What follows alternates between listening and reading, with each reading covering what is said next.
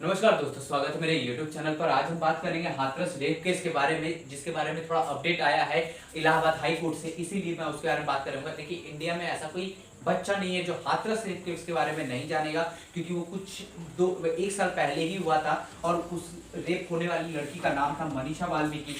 वो जात में दलित थी, ठीक है, इसीलिए वो केस बहुत अच्छी तरीके से बना नहीं था और इसमें पूरी तरह से प्रशासन की ही गलती है। प्रशासन इसमें पूरी तरह से हाथ बांध के रखा था अपना कि हम यहाँ पे कोई काम नहीं करेंगे। इवन रात के 2:30 बजे उसका पूरा पोस्टमार्टम होने के बाद रात के 2:30 बजे उसको जला दिया जाता है और वो पोस्टमार्टम भी सही तरीके से नहीं किया जाता है। जैसे कि 14 दिन तक वो लड़की मौत और अपनी जिंदगी से लड़ती रही आफ्टर रेप भी इस तरह से किया गया था कि उसके जीभ काट दिए गए थे, गला का रीढ़ की हड्डी तोड़ गए थे, गला तोड़ दिया गया था। मतलब जितने भी शरीर के हड्डी थी ना, उसमें से 2-3 हड्डी छोड़ के कुछ नहीं बचा था और उनका जो वजाइना था वो तो पूरी तरह से एकदम हैम्पर्ड था।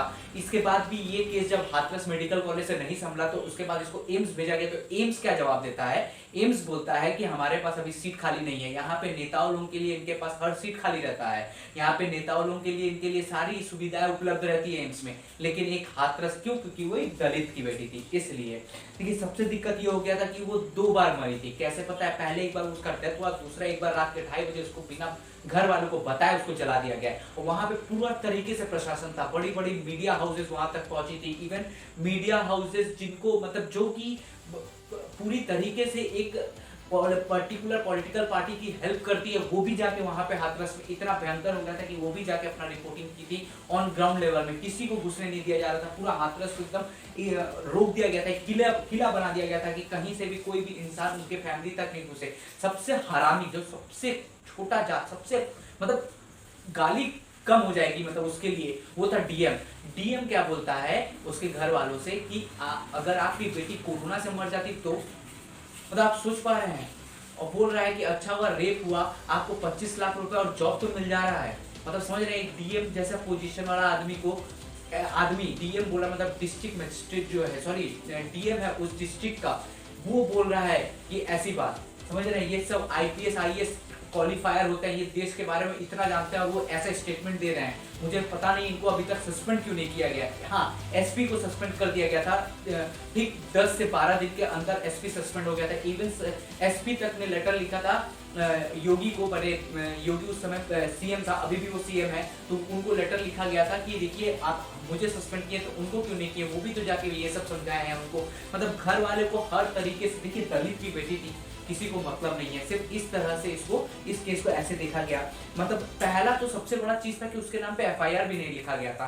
एफआईआर लिखना 8 दिन बाद लिखा गया, वो भी सिर्फ सेक्सुअल हैरेसमेंट का, दैट मीन मतलब छेड़खानी करने का। उसके बाद जब बहुत ज्यादा प्रेशर बना तो 4 लड़के रेप किए थे, यहाँ पे मैं फोटो देख रहे होंगे, ये 4 लड़के रेप किए थे, सिर्फ एक का वहां पे केस बना था कि ये रेप किया है। मतलब समझ रहे हैं कितना इसमें पावरफुल घुसा हुआ था, कितना माने कि कौन घुसा हुआ था किसी को नहीं पता, और सब एकदम आग के सामने से बच के निकल रहे हैं। अब यहाँ पे इलाहाबाद केस की तरफ से, इलाहाबाद हाई कोर्ट की तरफ से एक हियरिंग था, जो हियरिंग कल हुआ है। उस हियरिंग के बारे में मैं अपडेट बता रहा हूँ आपको। वो अपडेट ये है कि उसके जो भाई है, वो भाई बोला है, उनका जो भाई है वो बोला है कि मुझे हाथरस में, मतलब यहाँ पे ही रेप हुआ था, यहाँ पे मुझे रहने में डर लग रहा है अपनी फैमिली को लेकर, और यहाँ पे जो आप मेरे को जॉब दे रहे हैं वो नोएडा में दीजिए। और ये कोर्ट से बोला गया है, कोर्ट को बोला गया है।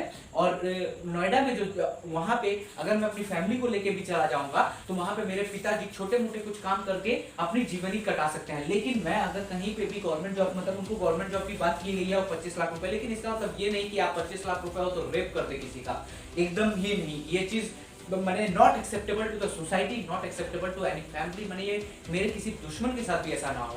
तो ये वहाँ का उनका जो भाई है वो बोला है कि मुझे जो जॉब मिल रहा है उसको आप नोएडा में दे दीजिए,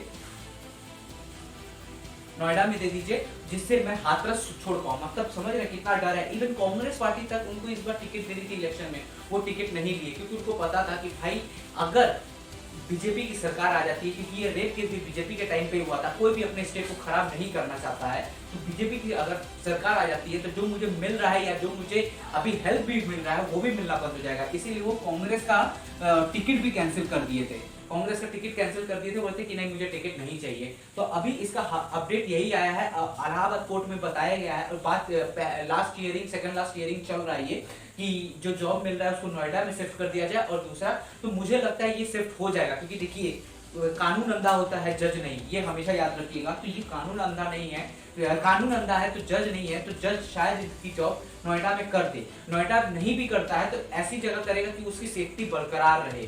तो आज का वीडियो यही समाप्त करते हैं, और दूसरा कोई भी अपडेट इस केस के रिलेटेड आता है तो मैं आपको जरूर बताऊंगा।